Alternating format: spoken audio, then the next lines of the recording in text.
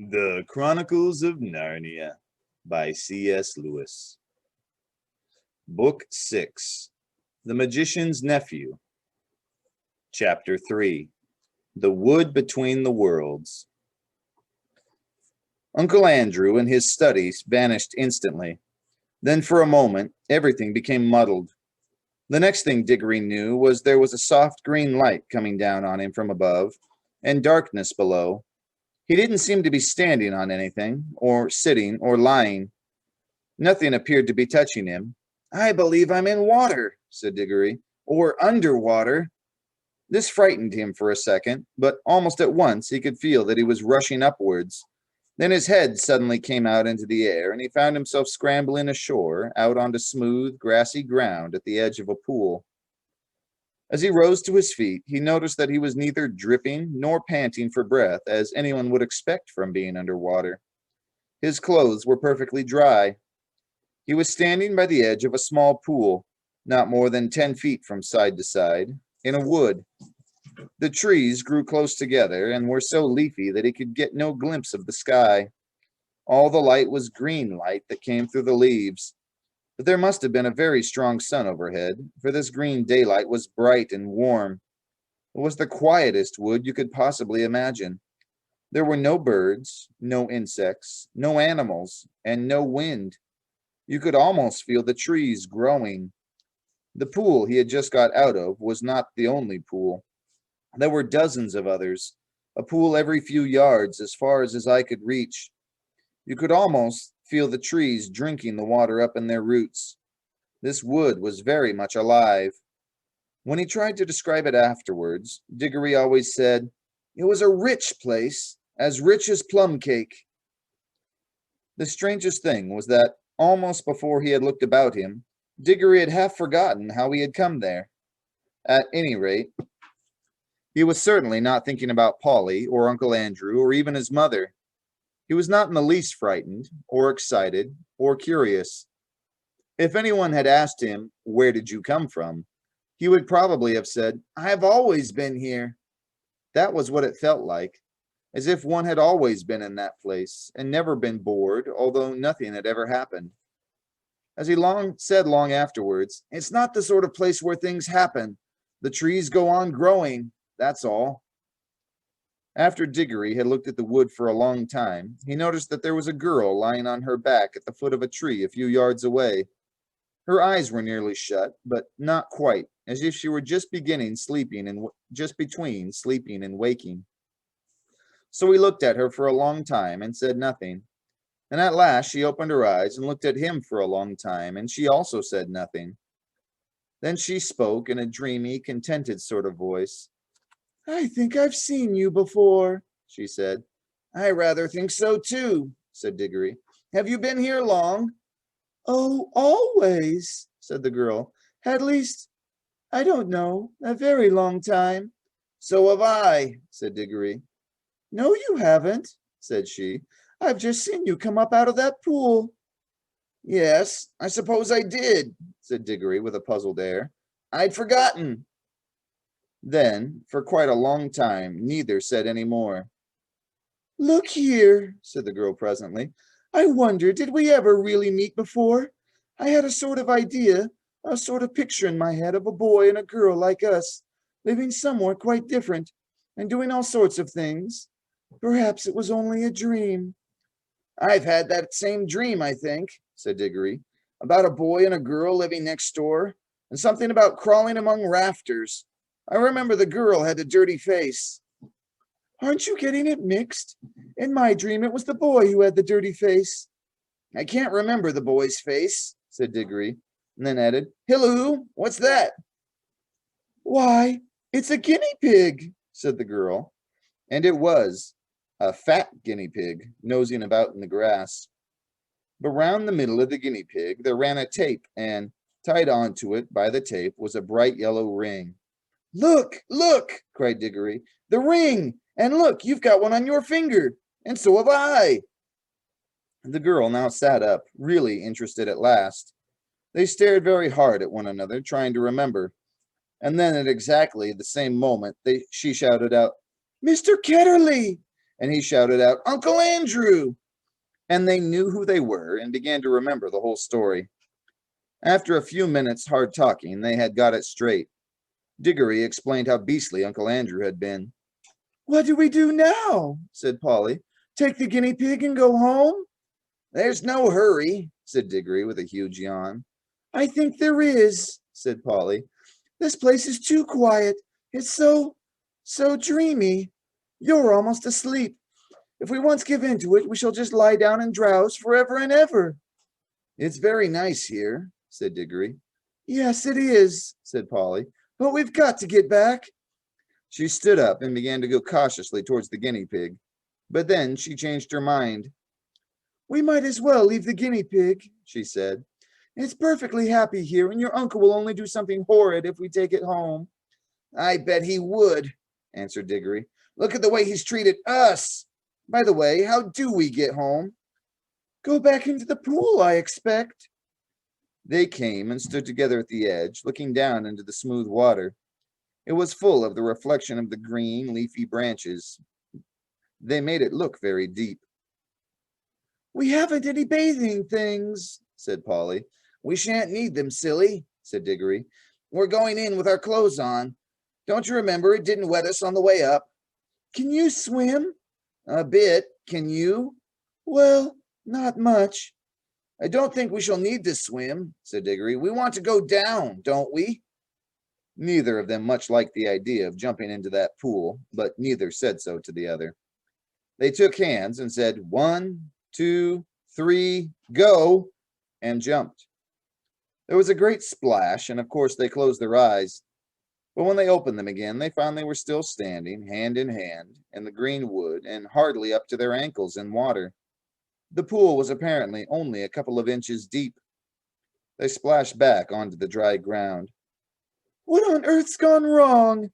said Polly in a frightened voice, but not quite so frightened as you might expect, because it is hard to feel really frightened in that wood.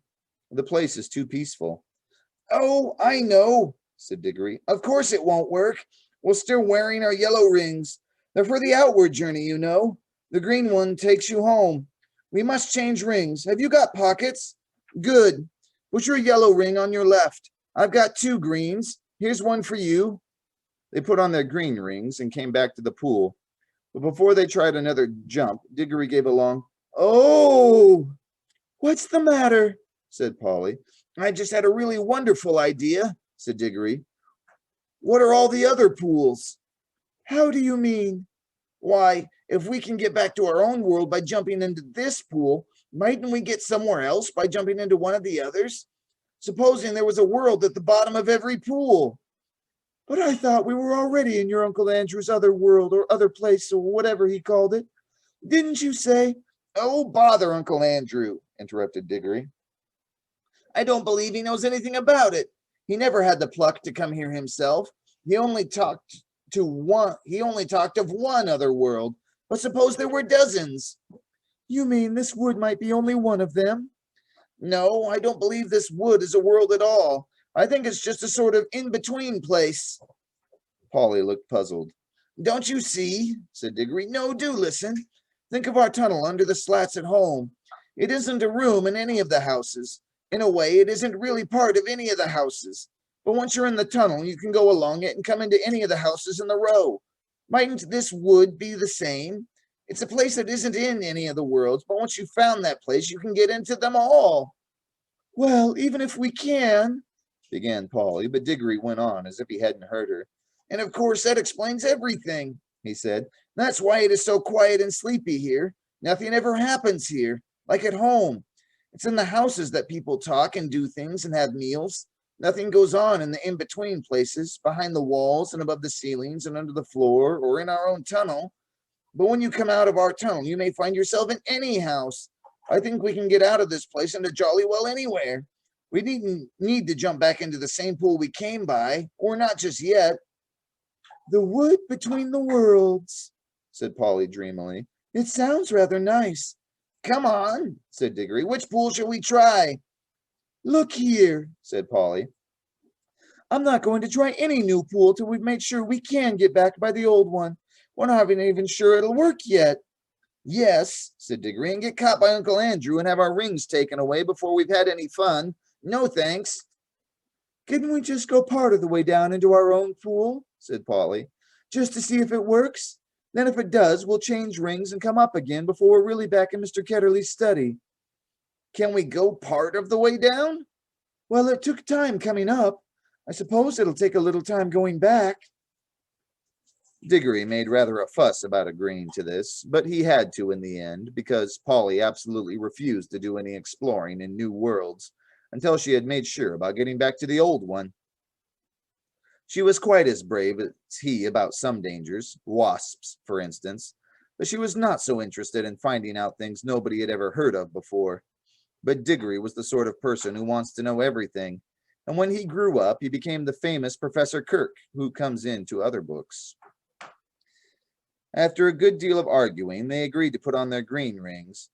Green for safety, said Diggory, so you can't help remembering which is which, and hold hands and jump. But as soon as they seemed to be getting back to Uncle Andrew's study, or even to their own world, Polly was to shout, change, and they would slip off their greens and put on their yellows. Diggory wanted to be the one who shouted change, but Polly wouldn't agree. They put on the green rings, took hands, and once more shouted, 1, 2, 3, go! This time it worked. It is very hard to tell you what it felt like, for everything happened so quickly. At first, there were bright lights moving about in a black sky. Diggory always thinks these were stars, and even swears he saw Jupiter quite close enough to see its moon. But almost at once there were rows and rows of roofs and chimneys and pots about them, and they could see St. Paul's and knew they were looking at London. But you could see through the walls of all the houses. Then they could see Uncle Andrew, very vague and shadowy, but getting clearer and more solid looking all the time, just as if he were coming into focus.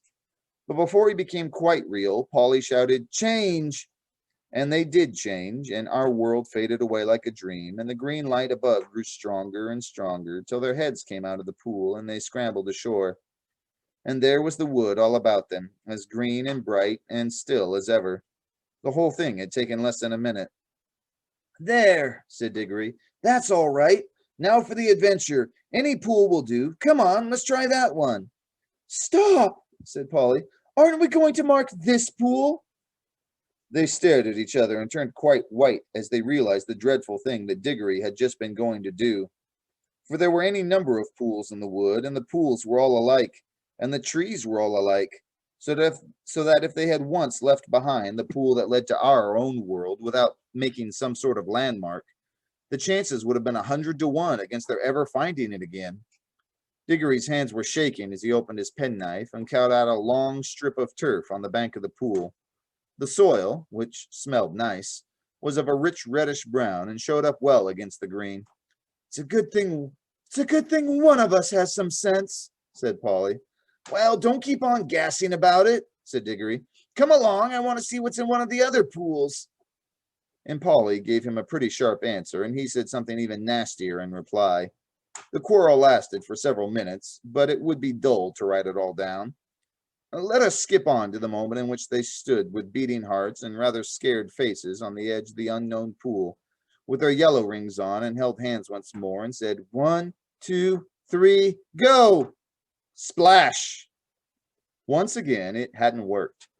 This pool, too, appeared to be only a puddle. Instead of reaching a new world, they only got their feet wet and splashed their legs for the second time that morning. If it was a morning, it seems to be always the same time in the wood between the worlds. Blast and botheration, exclaimed Diggory. What's gone wrong now? We put on our yellow rings all right. He said yellow for the outward journey. Now, the truth was that Uncle Andrew, who knew nothing about the wood between the worlds, had quite a wrong idea about the rings. The yellow ones weren't outward rings, and the green ones weren't homeward rings. At least, not in the way he thought. The stuff of which both were made had all come from the wood. The stuff in the yellow rings had the power of drawing you into the wood. It was the stuff that wanted to get back to its own place, the in-between place. But the stuff in the green rings is stuff that is trying to get out of its own place, so that a green ring would take you out of the wood into a world. Uncle Andrew, you see, was working with things he did not really understand. Most magicians are. Of course, Diggory did not realize the truth quite clearly either, or not till later. But when they had talked it over, they decided to try their green rings on the new pool just to see what happened. I'm game if you are, said Polly. But she really said this because, in her heart of hearts, she now felt sure that neither kind of ring was going to work at all in the new pool, and so there was nothing worse to be afraid of than another splash. I'm not quite sure that Diggory had not the same feeling. At any rate, when they had both put on their greens and come back to the edge of the water and taken hands again, they were certainly a good deal more cheerful and less solemn than they had been the first time. 1, 2, 3, go! Said Diggory, and they jumped.